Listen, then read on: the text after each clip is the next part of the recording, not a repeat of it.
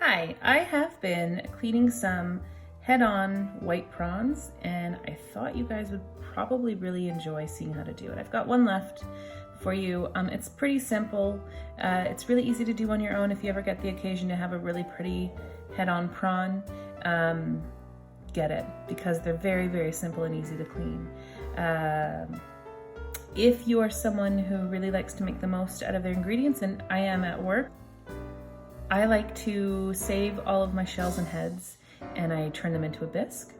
Or quite often you'll cook with the heads on and then that'll be part of your garnish at the end. That's not my favorite garnish. I actually don't really love that. So what I like to do with the head on prawn is I'll just save the head for a bisque. And I just very quickly take this off. Any of this stuff right here is fantastic coloring in a bisque, but it's not exactly what I want. So I usually just use the head to clean it up a little bit. There you go. I'm happy with that. And then you go down to the shell part. I usually just break the last segment of shell and I leave it on the prawn, and that's how people eat it. It's easier to hold that way. You come along the shell. Sometimes I'll get a little skewer to help break it. You just break it up. And then it very easily peels off. And you think you're done, but you are not. You still have two more things to clean up. If you look at the top very carefully, there's a black line, and underneath there's a black line. I'm not going to tell you what they are. I'm just going to tell you, if you can, you should clean them.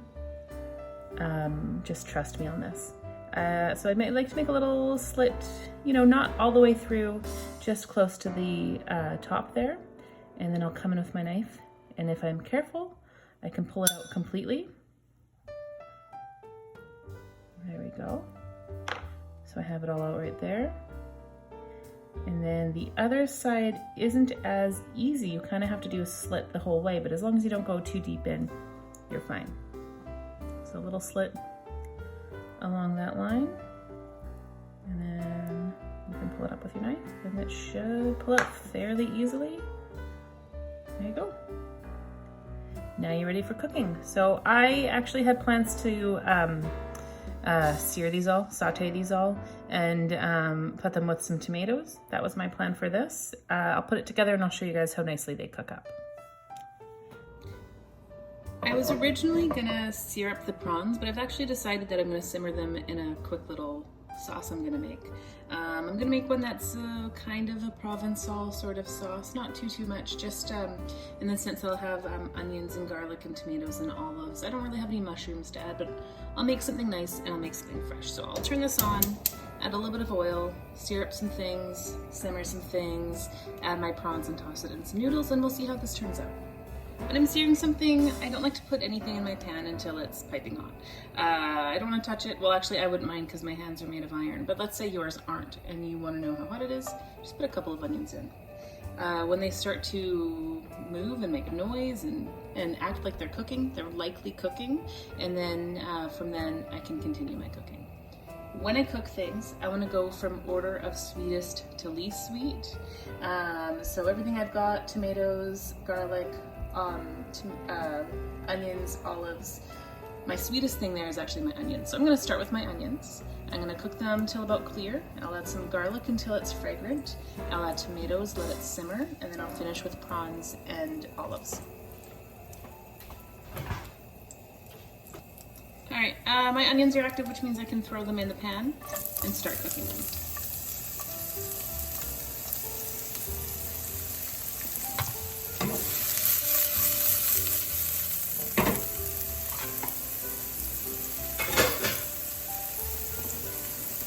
For proper pan maintenance, I do my best to never really have any metal touch my pan. This is a pan I've never had before. It's apparently resistant to scratches and whatnot, but I'm going to keep up the good habit of doing my best to not have too much metal. I'll use my tongs to toss and everything, but I won't be scraping on the bottom. So I'm more of a pan toss sort of lady.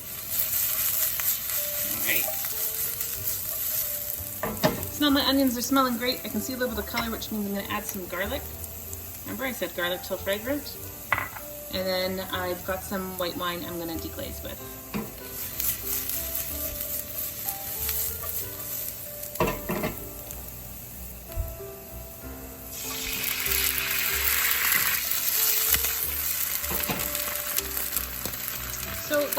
deglazing. It's twofold. One, I'm gonna get all of the stuff on the outside of my pan that's been lost to sauteing or searing or whatever I've done. All of that stuff contributes to the flavor, and I don't want to get rid of it. I want it. I want my flavor. I'm very selfish for my flavor. So I'm gonna do things like deglaze. The other one is I'm gonna add some moisture and some liquid to my sauce. So that wine, once the alcohol cooks out a little bit, once I've got all of the bits and pieces of my onions and garlic cooked off, that liquid will help with my end result. So 2 things I want out of it. So if I'm not going to deglaze until au sec, which means dry, I'm going to deglaze until it's a near syrupy consistency. I still have some moisture, but it's still movable. So you can see as it goes around, I've got a little bit of body to this wine. I want slightly more body, and then I'm gonna add my tomatoes to simmer. All right, that's a great amount of reduction there. So now I'm gonna add my tomatoes. I've just got some diced tinned tomatoes.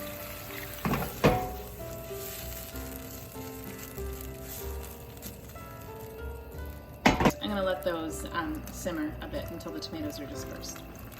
I like a little bit of heat, so I'm going to add some of my favorite chili paste, Sambal Olek, and I'm going to let that go in while the tomato simmers so that flavor is dispersed throughout. I'm also going to add a little bit of honey, so I've got a bit of a sweet to go with it. Just a small amount. This is only a 1-person portion.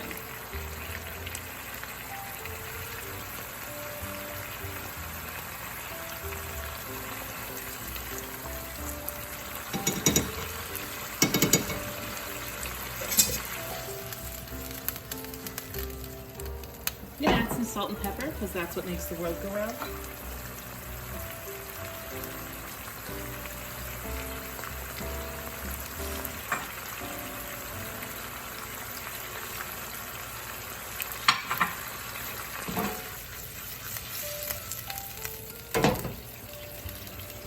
This is really starting to have an unreal smell to it. So right about now, I'm going to taste it, and if it tastes good, if I don't need to adjust the seasoning, I'm going to throw in my prawns and olives.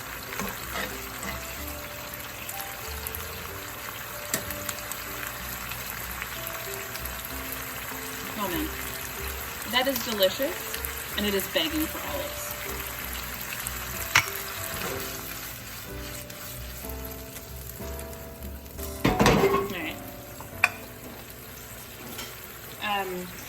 When I add my prawns, I have very little cooking time left. Prawns don't take very long. I just want them to brighten up in color, turn a bright pink, and then they should be well cooked on the inside. So I add them when I'm close to finishing. I am close to finishing.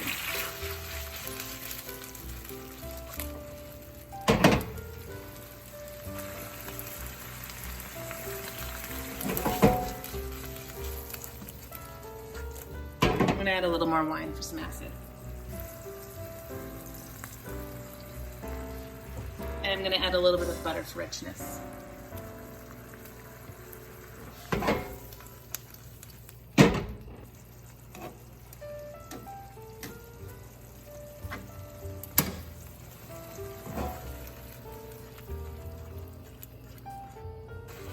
Right, the prawns are fully cooked. I'm just going to give it another taste before I add my pasta.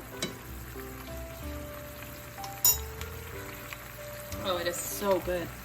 So I'm going to move the majority of my pasta sauce to the side, and I'm going to put my noodles down here. When you add noodles to a pasta, you want to make sure they're hot and well cooked. And these, I don't know if you noticed, these are actually, these are my homemade fettuccine noodles from my pasta video.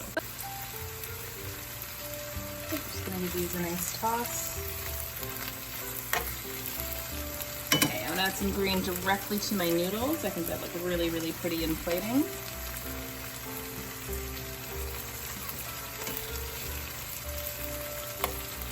Awesome, now I'm ready to plate this up.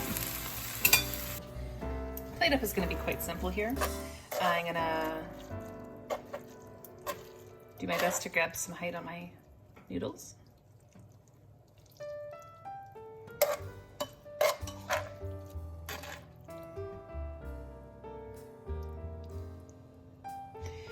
gonna do the stars of the show at top billing, so I'm gonna make sure that they look great and that they are visible for anyone who wants to look at them.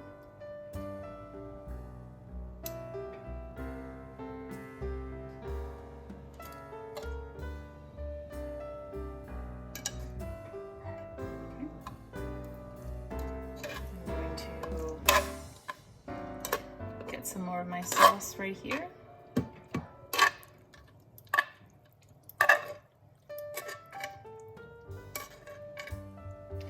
Gonna make sure I've got a couple of prawns on top to show off my hard work. I'm gonna wipe the side of my plates. And because things like green don't last long with cooking, I'm actually gonna add a little more greenery on top. So this is my kind of prawn provençal. It's with fresh pasta fettuccine. It's in a light tomato and onion and olive sauce. I've got garlic in there. I've deglazed with wine. I added more wine at the end for acid. I added some butter for richness. And it is a really nice, well-seasoned, well-plated dish. I really hope you enjoyed this one. Thank you.